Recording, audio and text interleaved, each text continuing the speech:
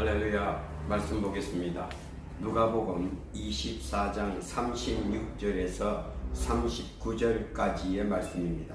제가 받들어 봉독해 올리겠습니다. 이 말을 할 때 예수께서 친히 그들 가운데 서서 이르시되 너희에게 평강이 있을지어다 하시니 그들이 놀라고 무서워하여 그 모든 것을 영으로 생각하는지라. 예수께서 이르시되 어찌하여 두려워하며 어찌하여 마음에 의심이 일어나느냐. 내 손과 발을 보고 나인 줄 알라. 또 나를 만져보라. 영은 살과 뼈가 없어되 너희 보는 바와 같이 나는 있느니라. 아멘. 기도합니다. 하나님 아버지 감사합니다. 복되고 귀한 시간 허락하여 주옵시고 이 복된 시간에 주의 말씀을 증거할 터이온데 주의 뜻과 섭리만 나타나는 복된 시간이 되게 하옵소서. 시종을 주 앞에 의탁하오며 예수님의 이름으로 기도하옵나이다. 아멘. 할렐루야. 예수님께서는 부활하신 후 제자들을 만났던 당시의 상황입니다. 예수님을 접한 그들은 모두 두려워했습니다. 기뻐해야 할 제자들이 두려워한 것은 육신의 반응이었습니다. 육신은 두려움에 상당히 민감합니다. 그래서 제자들의 마음과 다르게 육신은 두려워했다 하는 말입니다. 두려움은 공포와 무서움 그리고 떨림과 한기를 느낍니다. 그 순간 온몸은 식은땀에 젖고 그 식은땀이 목 뒤로 흘러내림을 느낍니다. 그리고 공포의 전율을 느낍니다. 머리털이 아마 쭈삣 서는 것도 느낄 것입니다. 다윗이 엘라 골짜기에서 골리앗과의 만남에서 나타나는 두려운 모습입니다. 화가 레오나르도 다빈치가 그린 성화 다윗에서 잘 나타나 있습니다. 사실 다윗은 얼마나 무섭고 두려워했을까? 한번 상상을 해봅니다. 물론 육신과 영성은 서로 다른 기초에서 출발하기에 느낌과 시작부터 다릅니다. 노예 요셉이 자기의 주인 보디발 장군 면전 앞에서 장군 부인에 대한 강간 고발을 당합니다. 죽을 수밖에 없는 차가운 감옥소에서 보디발 장군과 마주한 요셉의 모습은 아마 그 자체가 죽음의 두려움과 공포 속에 얼마나 요셉이 떨고 있었을까? 얼마나 무서워했을까? 그 가련한 모습은 아마 상상만 해도 두려움의 전율을 느낄 수 있을 것입니다. 상상 한번 해보십시오. 다윗이나 요셉의 입장이 되어서 말입니다. 얼마나 무섭고 황당하고 두려운 일일지 모릅니다.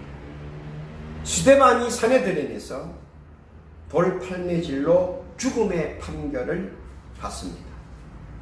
그 재판장 앞에 두려움에 떨고 있는 스데반의 모습, 그 모습을 한 번 보면 마음이 아팠을 것입니다. 죽음의 문턱에서 느끼는 두려움은 얼마나 무섭고 떨리고 공포의 전율을 느끼는 아마 그런 최악의 상태일 것입니다.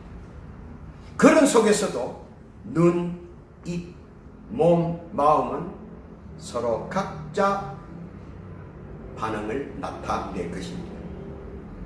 그래서 마음에도 없는 말, 횡설수설, 그리고 진실치 않은 행동, 본연의 인간적인 모습들이 상세하게 나타날 수도 있습니다. 두려움이 극에 달하면 사람은 생각합니다. 죽느냐? 사느냐? 다른 어떤 말과 생각과 행위가 전혀 생각나거나 움직이지 않습니다. 왜냐하면 오직 하나, 죽느냐 사느냐입니다. 그리고 스스로에게 찾아오는 것이 있습니다. 알 수 없는 내가 내 스스로에게 다짐시킵니다. 이제는 끝이구나. 바로 그것은 체념입니다. 그래서 두려움의 첫 번째 반응은 체념이 찾아옵니다. 그 체념은 무엇입니까? 체념은 자포자기입니다. 스스로를 단념시킵니다. 그리고 스스로에게 마지막 마무리를 준비케 합니다. 그러나 하나 놀라운 것은 오감은 체념하였으나 육감은 그때부터 작동한다는 것입니다. 놀라운 것은 물에 빠지면 지푸라기라도 잡는다는 말이 있듯이 육감은 그 무엇을 보기 시작합니다. 사람이 이런 말 하지 않습니까? 죽으려면 무슨 짓을 못하냐. 바로 육감의 기질을 나타내는 것입니다. 그리고 육감의 성깔이 폭발합니다. 체념을 한 사람은 신적 반응에 빠집니다. 왜냐하면 사람의 힘으로 권으로는 어찌할 수 없는 한계를 느끼면 그때부터는 체념을 하고, 체념을 하면 바로 초자연적인 환경을 만들어냅니다. 체념은 또 하나의 세계를 바라볼 수 있는 극단적인 계기가 된다 하는 겁니다. 물론 누구에게나 다 그렇게 느끼고 보는 것은 아닙니다. 신의 존재를 긍정하는 사람에게만 느껴지는 겁니다. 잠언서 3장 25절에서 26절에 보니까 너는 창졸간의 두려움이나 악인의 멸망이 임할 때에 두려워하지 말라. 대저 여호와는 너의 의지할 자이시니라.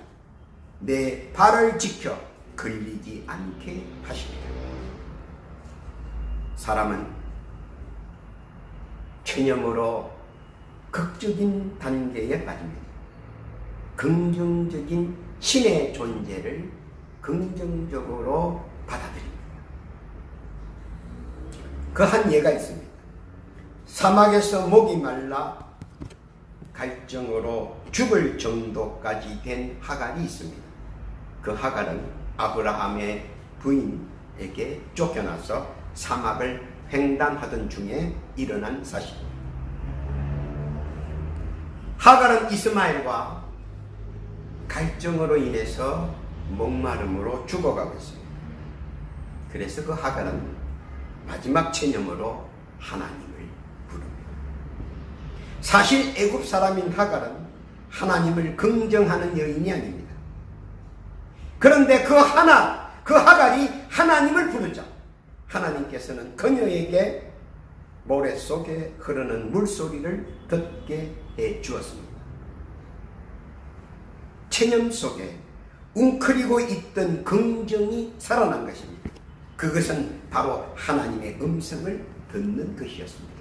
하나님을 믿지 않는 애굽 사람 하갈이 긍정적으로 하나님을 대할 때 하나님은 그에게 긍정적인 응답을 내려 주신다는 것.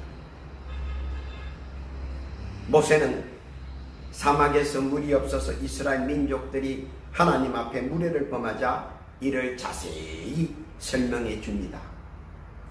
사오면 되고 우물을 만들면 되고 별별 수단을 다 씁니다.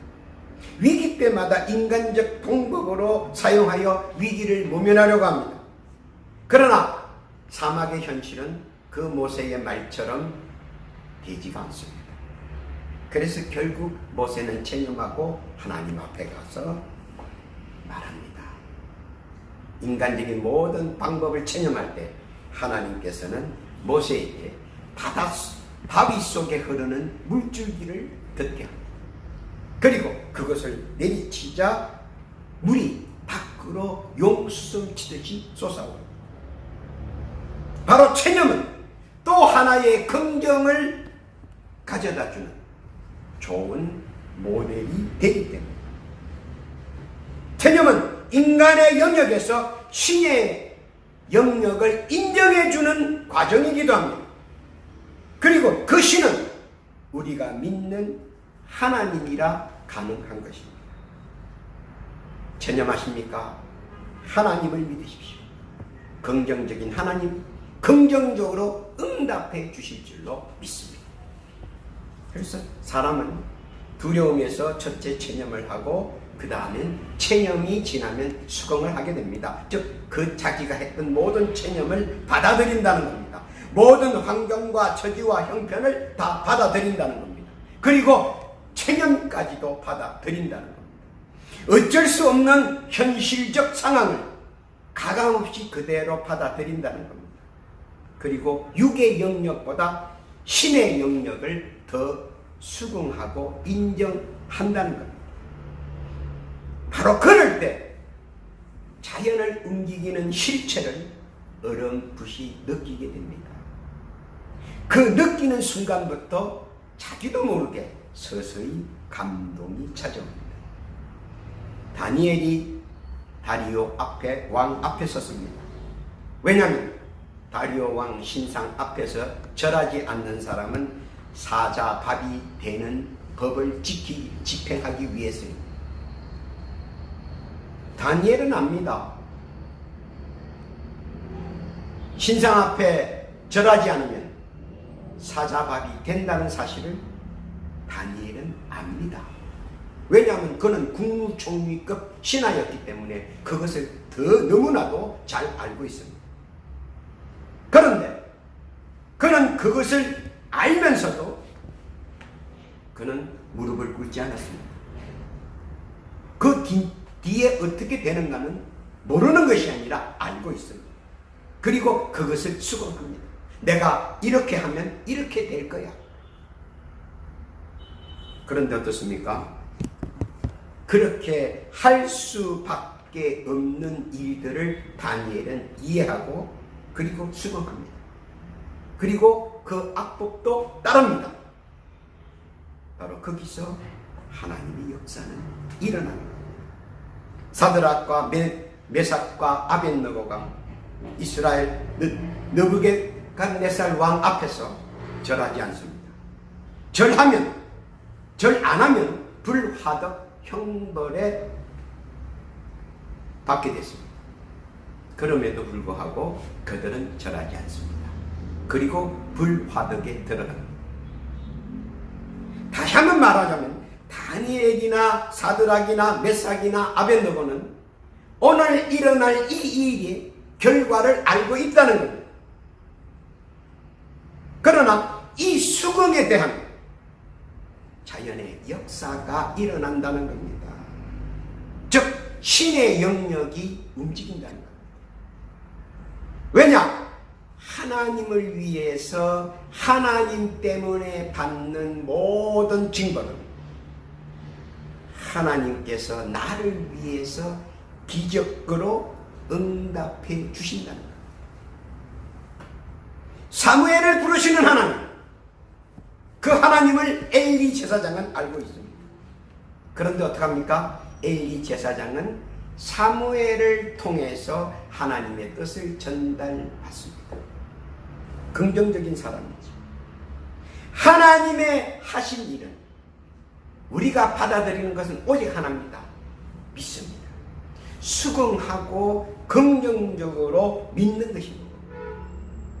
이해할 수 없는 일들, 이 모든 일들은 신의 영역입니다. 그러므로 우리는 수긍하고 긍정적으로 화답해야 합니다. 긍정적으로 화답할 때 최고의 선택을 우리가 받을 수 있다는 겁니다. 다니엘은 사자굴에서 하나님을 봤습니다.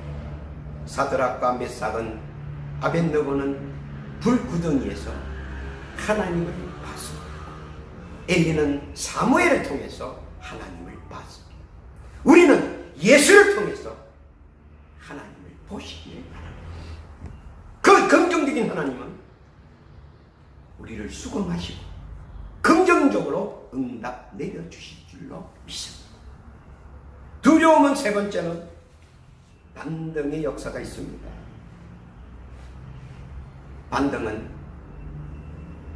내가 최악의 순간일 때에 나를 위해서 변론하는 것. 다니엘, 사드락, 메삭, 아벳느고, 엘리는 모두 다 수긍을 했습니다. 그러나 반등하지는 못했습니다. 그런데 야곱은 다릅니다. 야곱은 라반에게 항의를 했습니다. 삼촌, 제가 3번이나 삼촌이 번역한 것을 따랐습니다. 라반의 잘못과 자기 처신에 대해서 항의를 했습니다. 누구 앞에서요? 하나님 앞에서 했습니다. 그리고 이해를 구했습니다. 하나님을 위해서 하나님의 영광을 위해서 했던 모든 행위들은 하나님께서 결코 그냥 두시지 않는다는 겁니다. 창세기 31장 24절에 보니까 밤에 하나님이 아람 사람 라반에게 현몽하여 가라사대 너는 삼과 야곱에게 선악간 말하지 말라 하셨더라. 반등을 제기하는 사람입니다. 하나님께서 사람을 통해서 제기하게끔 해주십니다. 하나님도 반등을 용납하시고 제기를 용납하시고 도우십니다. 반등에 가장 적합한 말은 부활입니다. 부활은 모든 것을 새롭게 합니다. 왜냐하면 과거의 모든 것은 흙 속에 땅 속에 묻어버리기 때문입니다. 우리가 삼손을 다 잘 압니다. 삼손은 머리카락이 깎이면 힘을 못 쓰는 일반 사람으로 우리가 보통 표현을 합니다. 그런데 삼손의 반등이 하나 있습니다. 사사기 16장 28절 이하에 보면 우리가 잘못 알고 있었던 하나, 삼손이 머리카락에만 힘이 있는 것이 아니었다는 사실. 사사기 16장 28절에 보면 삼손이 하나님 앞에 기도하는 장면이 나옵니다. 그 기도를 하나님께서는 들어 쓰시고 그에게 머리칼 있는 힘을 허락해 주셨습니다. 반등은 뭐하고 연관이 있느냐? 바로 기도하고 연관이 있다는 겁니다. 머리카락에 삼손이 머리카락에 힘이 있는 것이 아니라 믿음 안에 기도 안에 힘이 있다는 것을 그는 깨닫기 시작했다는 것. 그리고 이를 하나님 앞에 청원과 간구를 올렸다는 겁니다. 사사기서 16장 28절에 보니까 삼손이 여호와께 부르짖어 가로되 주 여호와여 구하옵나니 나를 생각하옵소서. 하나님이여 구하옵나니 이번만 나를 강하게 하사 블레셋 사람이 나의 두 눈을 뺀 원수를 단번에 갚게 하옵소서. 이번만 나를 강하게 해 주옵소서. 이번만 나를 강하게 해 주옵소서. 하나님께서는 그 기도를 들어 응답하시고 삼손에게 반등의 기회를 허락하셨다는 겁니다. 다 내 잘못입니다. 다 제가 부족합니다. 모든 것을 다 안고 가겠습니다. 원망도 시기도 질투도 다 안고 가겠습니다. 고백할 때 반등의 역사는 필연적으로 일어나는 것입니다. 삼손은 그렇게 했습니다. 그러자 이사야서 55장 6절로 이렇게 말을 합니다. 너희는 여호와를 만날 만한 때에 찾으라. 가까이 계실 때에 그를 부르라. 여호와를 부르십시오. 그러면 여호와께서는 우리가 생각지 못한 신의 한 수로서 반등의 기회를 허락합니다. 이번만 나를 강하게 하옵소서. 그 기도를 하나님께서는 들어 역사한다는 사실. 반등은 부활의 신앙이 있는 자에게 나타납니다. 그리고 다시 시작할 수 있도록 부활의 능력을 허락해 주신다는 겁니다. 빌립보서 4장 13절에 있는 말처럼 내게 능력 주시는 자 안에서 할 수 있기 때문이라. 믿음이 상승합니다. 그리고 그 능력이 100% 발휘하게 됩니다. 앞길을 예비하시고 인도하시고 함께 하시는 성령의 불같은 초강력한 능력과 기사와 이적이 나와 함께 하기 때문입니다. 우리가 잘 아는 어린이 만화영화 라이온 킹에서 보면 어린 사자가 늑대들한테 포위가 돼서 공경에 처합니다. 그래서 마지막으로 어린 사자가 표현을 합니다. 그러니까 늑대들이 깔깔대고 웃습니다. 야, 아기 사자야, 그게 표하는 것이냐? 하면서 깔깔대고 웃습니다. 막 웃다가 갑자기 슬금슬금 도망갑니다. 그러자 어린 아기 사자는 늑대들이 도망가자, 아, 내가 사자의 표를 해서 그런가 보다 하고 믿습니다. 그러나 사실은 아버지 사자왕이 어린 사자 뒤편 산 위에서 늑대들을 바라보고 있었습니다. 그렇기 때문에 늑대들은 다 도망갔습니다. 어린 사자왕 때문에 모든 맹수들이 도망간 겁니다. 우리 하나님 아버지께서도 언제나 우리 뒤에서 우리를 바라보시는데 그 못된 무리들이 감히 덤비지 못하고 출행량을 놓습니다. 그리고 나는 제기합니다. 반등합니다. 그리고 승리합니다. 그래서 반등에 구하는 신의 능력이기 때문에 우리는 더더욱 하나님께 내어가야 한다는 겁니다. 왜냐하면 높게도 하시고 낮게도 하시는 하나님, 그리고 모든 것을 할 수 있는 하나님, 그 하나님께서 나와 함께 해주시기 때문입니다. 에스더는 죽으면 죽으리라 전 민족이 하나님께 기도하여 재건했습니다. 나라를 다시 창건했습니다. 그리고 현재까지 이 세상에, 이 지구상에서 강한 민족으로 살아남을 수 있는 것입니다. 반등은 기도해야 일어납니다. 재기는 기도해야 일어납니다. 부활은 기도해야 일어납니다. 깨닫기를 예수님의 이름으로 부탁합니다. 그리고 그 두려움은 욕망으로 우리가 이겨낼 수 있습니다.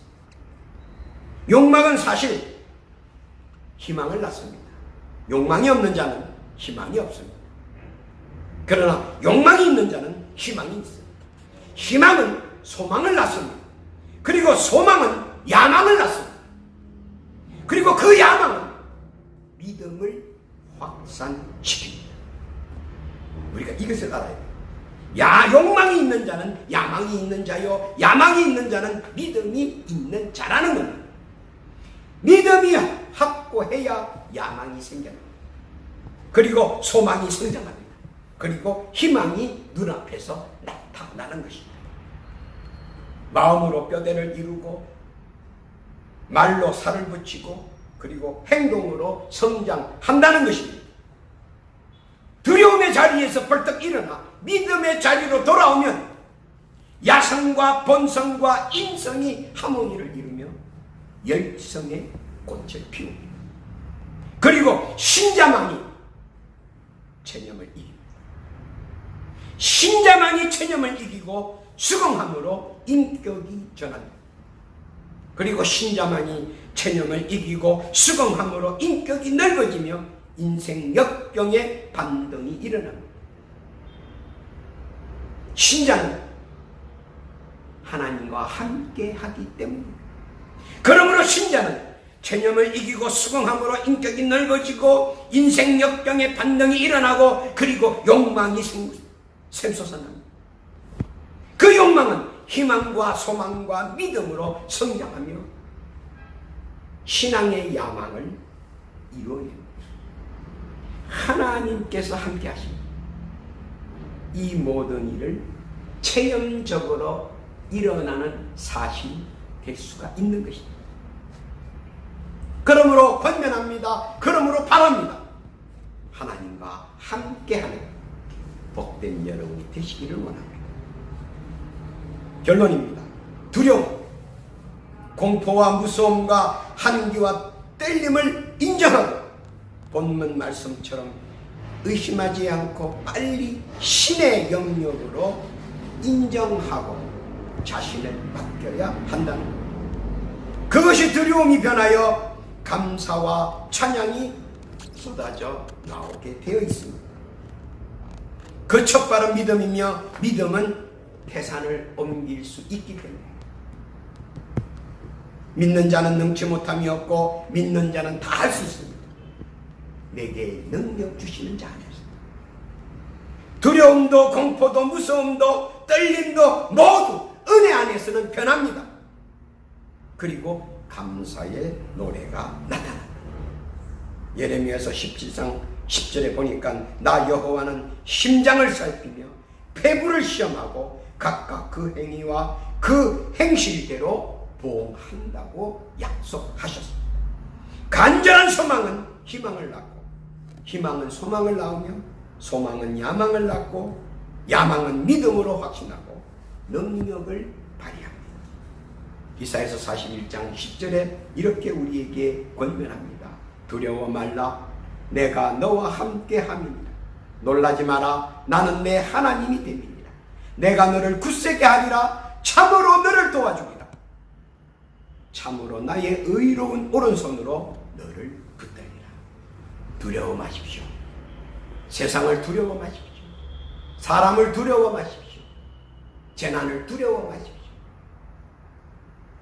예수님께서 친히 우리에게 말씀하셨습니다. 의심하지 말고 믿으라고 권면하십니다. 믿음만이 모든 두려움을 물리칠 수 있기 때문에 다윗이 골리앗 앞에 설 수 있었습니다. 요셉이 보디발 장군 앞에 설 수 있었습니다. 그리고 다니엘이 다리오 왕 앞에 설 수 있었습니다. 아벤노고의 세 친구가 느부갓네살 왕 앞에 설 수 있었던 것은 다 믿음이 담대했기 때문에, 그리고 그 믿음이 두려움을 물리칠 수 있었기 때문에 두려움에 체념하지 말고 주님을 긍정적으로 의지하라는 겁니다. 주님을 의지하면 그 누구도 우리를 해할 수 없다는 것 믿으시기를 바랍니다. 수긍하고 주께 믿음으로 간구하라고 주께서 오늘도 권면하십니다. 왜냐하면 간구의 역사가 날마다 일어나기 때문에 반등의 기회를 기도로 찾으라고 하십니다. 기도하면 이루어 주십니다. 사자굴에서 기도하니 이루어 주셨습니다. 불구덩이에서 기도하니 이루어 주셨습니다. 하갈이 기도하니 물이 보였습니다. 모세가 기도하니 바위 속에서 물이 나왔습니다. 기도하니, 오늘 내가 기도하니 역사가 일어납니다. 그리고 이루어 주십니다. 희망과 소망과 믿음의 야망으로 반전의 신화를 우리는 이루어내야 합니다. 세상을 두려워 마시고 당당하게 주께서 원하시는 바를 이루어 나가 늘 복되고 복된 사랑하는 모든 여러분들이 되시기를 예수님의 이름으로 축원합니다. 아멘. 기도합니다.